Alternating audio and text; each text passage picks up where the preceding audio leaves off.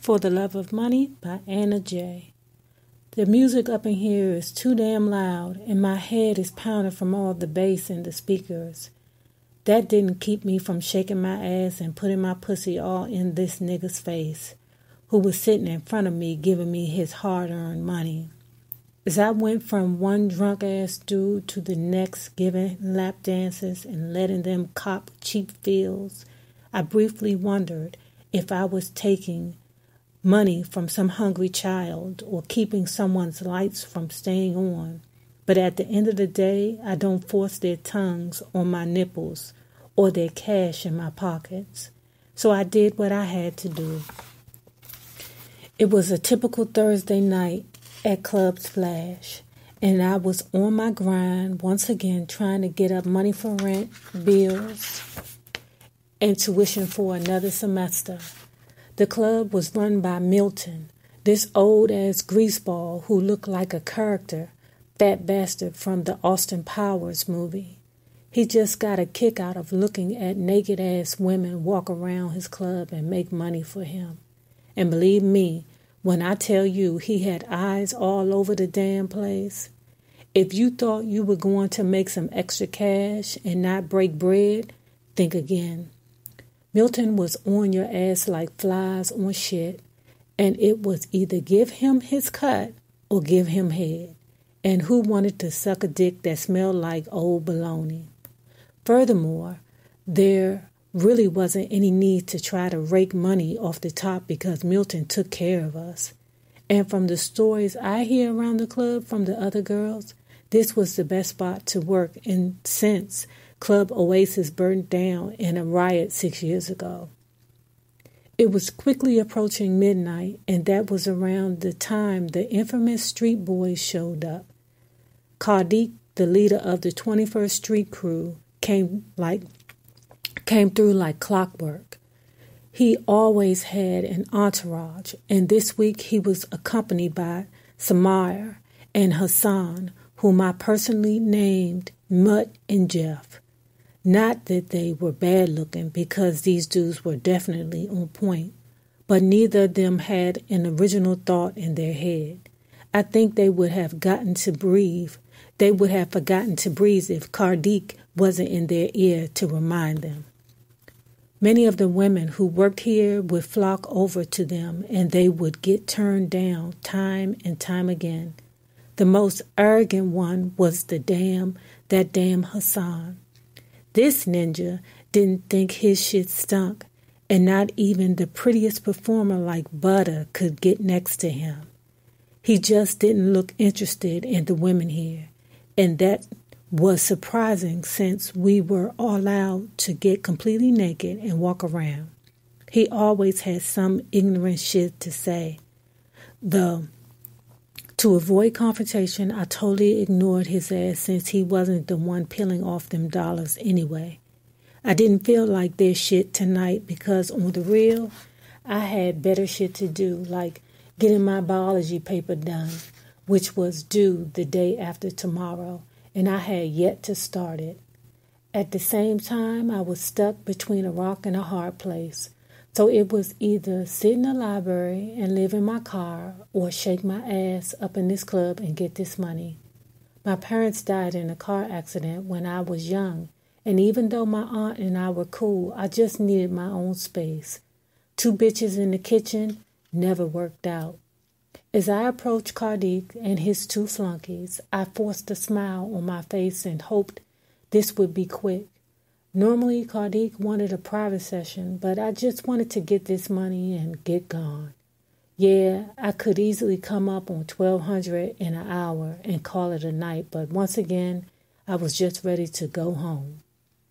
Milton had a second floor full of nothing but immaculate private rooms where we could take guys that were willing to pay the $1,200 an hour, triple that if you wanted a threesome. The patrons weren't aware there were hidden cameras in every room so Milton could keep an eye on his money. It started getting interesting when politicians started showing up at the club and paying for services also. Let's just say it made it a lot easier to get licenses and anything else Milton needed for his establishment without ruffling any feathers. When you're a white man and your fetish for black pussy is threatened to be put on blast, you become very compromising, if you get what I'm saying. "What can I do for you fellas tonight?" I asked Kardik in a husky voice, purposefully not asking the other two goons that were sitting with him. Samara looked like a kid on Christmas morning as one totally or half-naked woman after the other walked by. What amazed me was he had to have been here a million times and still had the same look on his face. Hassan, as always, didn't seem interested. "You know what is hitting for Ma. What room is open?"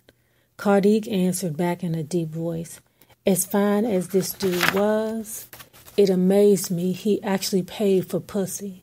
I'm almost certain he could have any woman he wanted at any time, yet he came into the club every Thursday and paid me. What was even more hysterical was if I'm not here on a Thursday, he won't even stay and let someone else hook him up. He'd rather leave and wait for the next week to see me. Of course, that sparked all kinds of jealousy in the club because everyone wanted a piece of Kardik. The things those lips could do was amazing, and he saved it all for me. It didn't hurt that he had long money either. I wanted to deny the visit, but at the same time, he contributed most the money I made here at Club Spash, making it possible for me to cover my monthly expenses and still floss a little. "Okay, follow me." I didn't even wait to see if he moved. I just made my way through the crowded club, and up the stairs to see if his favorite room was open. Each room had a different theme, and I knew he loved the Boom Boom room. He said it reminded him of the movie School Days and the room they had in the frat house.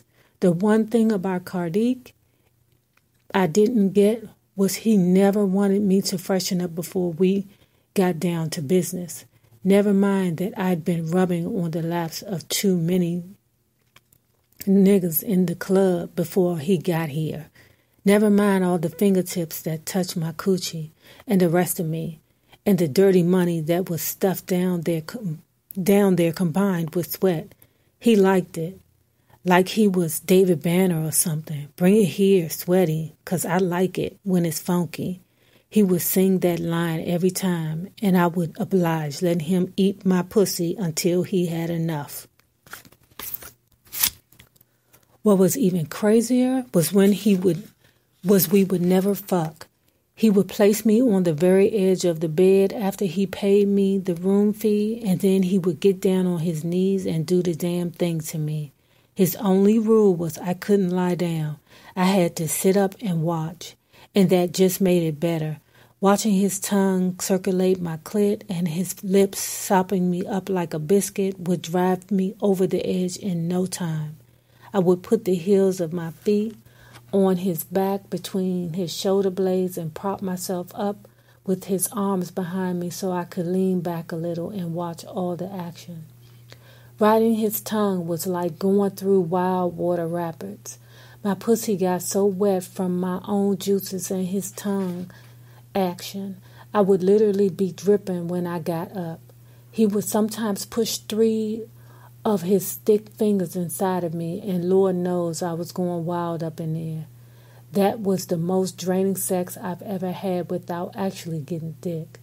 Kardik would literally eat my pussy for all of 45 minutes, using the last 15 to wash his face and brush his teeth with the complimentary disposable toothbrush and wash towel provided by the mayor of New Jersey. Let's just say our friendly neighborhood Mr. Mayor was caught on tape with his face in one of our best girls, Amber's ass, and once he was done, he couldn't leave to go home to his wife without cleaning up. Since that night, we've had an unlimited supply of toiletries for the guests of Club Splash, and Amber had a couple extra $1,000 added to her tab to keep their secret safe. After we finished, I walked Khadi to the door where Samara and Hassan were waiting, then went to the back to change my clothes. Hassan seemed to have an attitude about something, judging by the look he gave me, but asked me if I gave a fuck. There was never any love lost between Hassan and I liked it that way. I decided to shower once I got home. Ever since that night, I saw one of the other dancers at the club, Morning Dew, squat down in the shower and push out a tampon onto the floor without bothering to rinse the blood up. I stopped showering at work. That was just too much for a sister to take.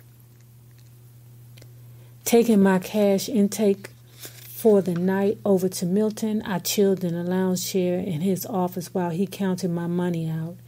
It was 70-30 split, and I always counted out what I should get before I went in there just to make sure he gave me the correct amount. Sometimes he would slip me extra because he knew I was actually in school and not faking the funk like most of these broads up in here. I always counted it out in front of him to let him know there was extra, and he always told me to keep it. Milton was cool in that kind of way. You look out for him, he looks out for you. But once a few of the other dancers found out we were cool, the rumors started. Of course, it was the younger girls who worked here because the veterans in the clubs were making their money regardless, and it didn't seem to matter to them. The girls my age, though, those bitches were like crabs in a fucking barrel. As soon as you made it to the top, one of them was waiting to pull you back down. When I got to work earlier this evening, I had to park about a block down because of the spots close to the door were on lock. I hated leaving this time of night because it was dark as hell up the block, and I could never find any of the wonderful bouncers Milton hired to walk us to our car after hours. They were up on the stage throwing dough and filing holes with the rest of these nut-ass men who came to the club. And tonight, of all nights, I left my damn mace in my glove compartment. I waited by the door for a while, hoping one of their lazy asses wouldn't pop up. But after 15 minutes, I decided to take my chances with the street. I had a paper to start and other research to do, and I wanted to get back home as soon as possible. Deciding to swallow my fears and get to my car as fast as I could, I held my key in my hand and walked swiftly up the dark street, regretting not getting a car that had a keyless entry. All kinds of crackheads and losers were in the alley around this way, and I couldn't wait to make it to my little Yeadon community and get in my apartment. The further I got up the block, the weirder I felt, like someone was watching me. At this point, I was too far from the club to turn back, but not close enough to my car to feel somewhat safe. I didn't want to look like I was scared, but on the inside, I was shaking like a damn leaf. The closer I got to the car, the faster I began to walk, breaking into a smooth trot to make it up the street quicker. My heels click-clacking on the sidewalk didn't help matters at all, and the sound seemed to be magnified by the quietness of the street. Once I got to the car, I was so scared I was fumbling with the lock and dropped the keys 3 times before I was able to figure out which key fit.